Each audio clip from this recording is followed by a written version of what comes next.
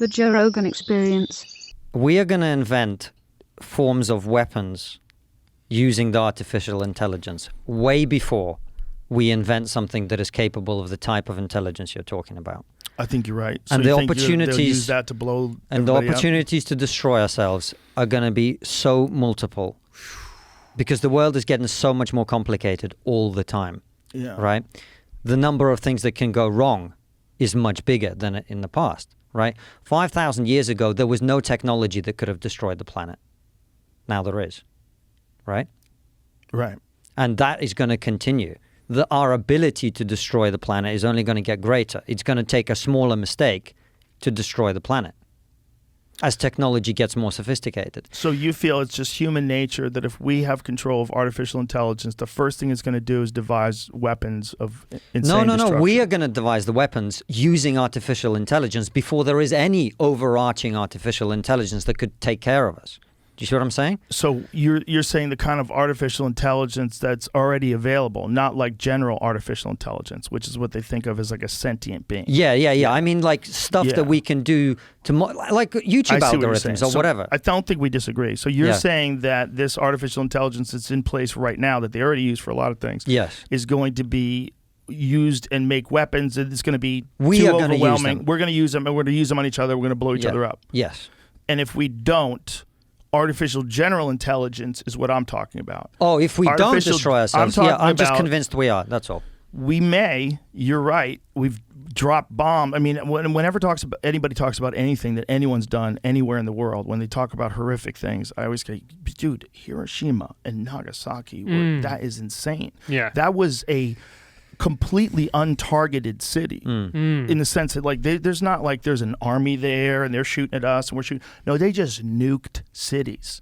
The kind of death and destruction that must have happened on those days, to be a person who's an innocent person living on this regime in this city and know that the consequences for something that you've done nothing to, all you've done is live your life. Yeah. All you've done is work in a market. All you've done is do whatever you've been a farmer.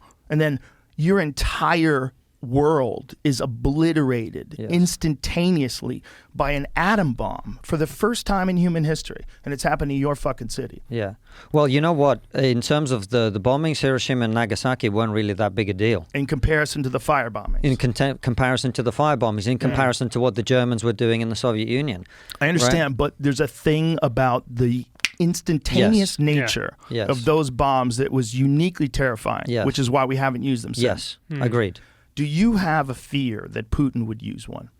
A nuclear weapon? Yes. So when I was on Question Time, that program of Francis, they asked me this question, and they said, if pushed, would he use them? Now, my understanding of the word pushed is if he feels that his life is in danger. That's what I mean by pushed. Right. I think in that situation, he would use them. However, that does not mean that they would end up being used.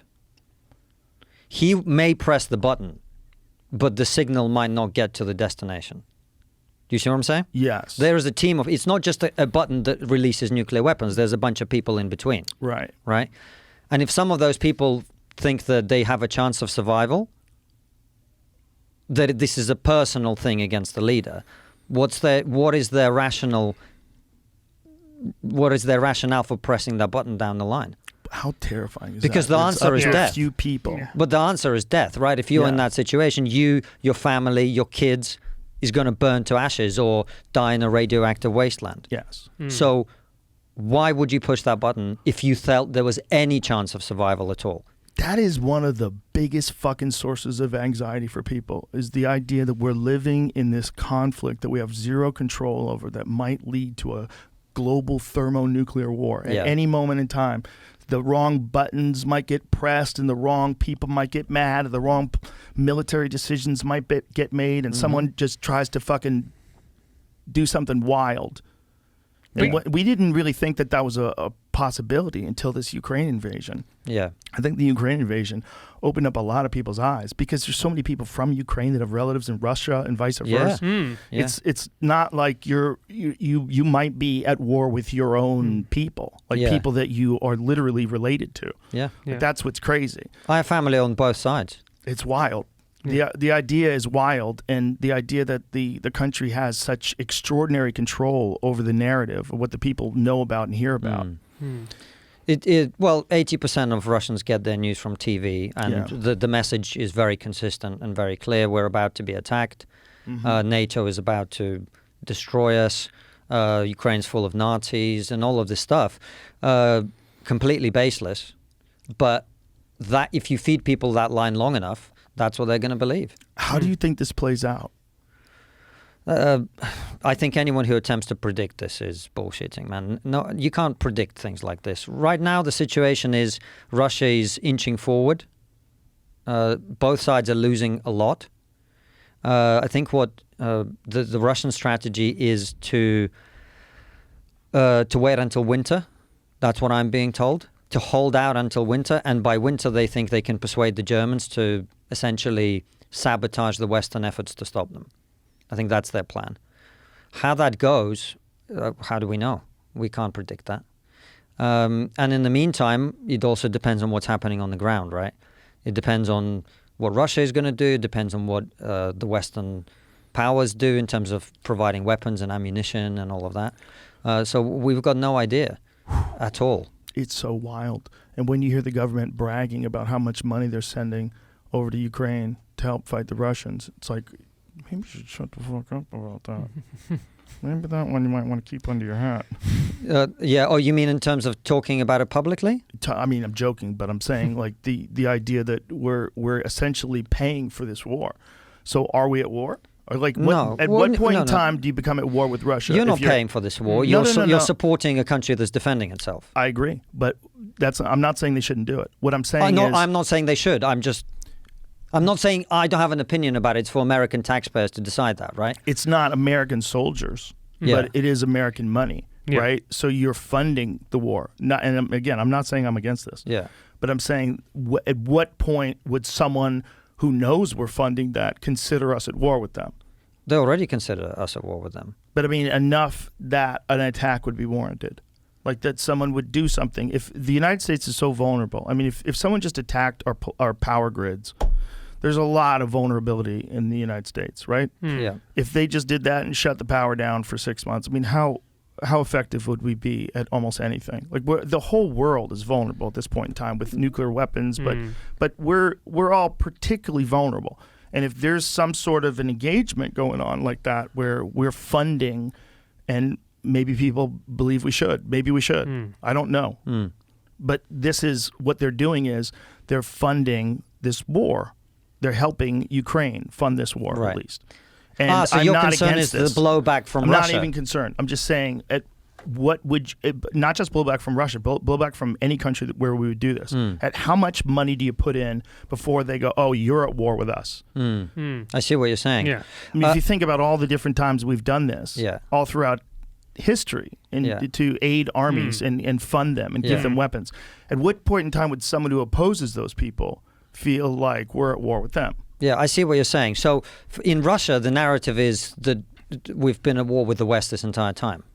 The entire time. Yeah, well, this is a defensive action. Because of NATO. Because we are this is the Russian version, you understand? I'm not saying I believe this. I'm saying that the argument, not the perception of the Russian people, the argument that is being made is that we are, it's siege mentality. Right. Right?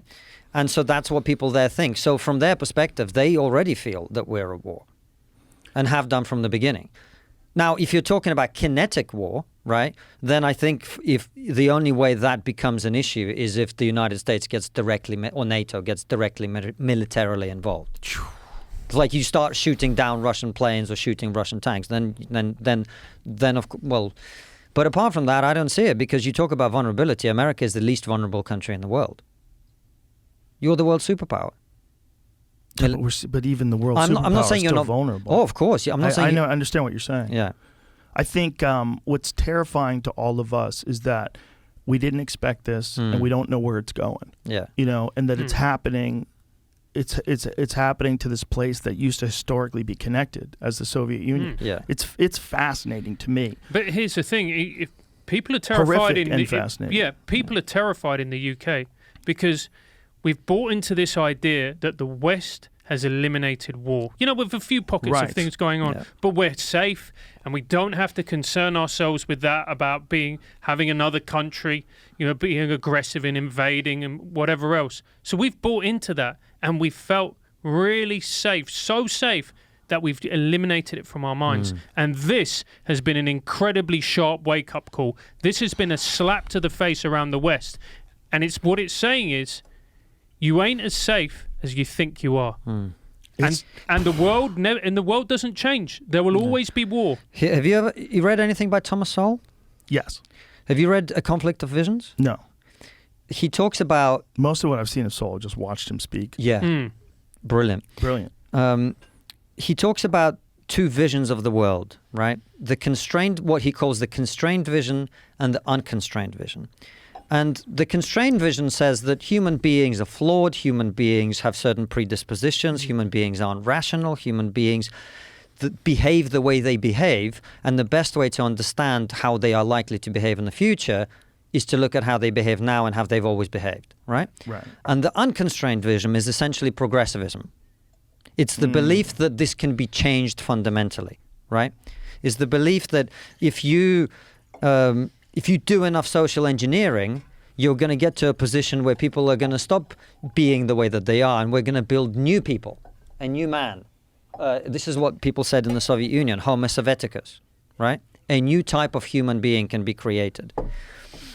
And we view the world now through that vision, through the progressive vision, the idea that there would never be war, the idea that people would never want to attack us, the idea that, you know, when I went to university to study politics, the thing that was doing the rounds at the time was, they called it the Golden Arches theory of international conflict, which was that no two countries with a McDonald's had ever gone to war. Right? That's hilarious. Yeah. And the idea was, everyone's too fat to... No.